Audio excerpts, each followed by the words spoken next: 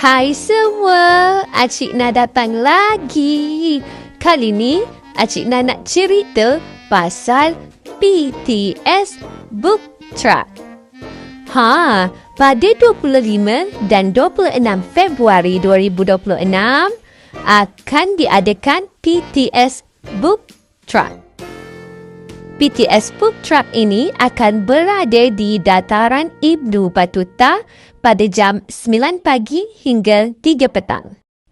Murid-murid boleh kunjungi sesi pameran dan jualan buku di dalam track. Murid-murid akan mengikut jadual secara bergilir-gilir yang akan disediakan oleh pihak sekolah untuk mengunjungi pameran dan jualan buku di dalam track tersebut.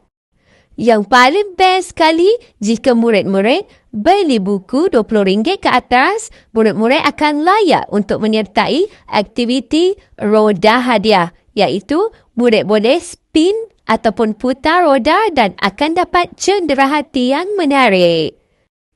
Jadi, jangan lepaskan peluang untuk merasai pengalaman membaca yang seronok dan penuh ilmu di dalam PTS Book Track nanti.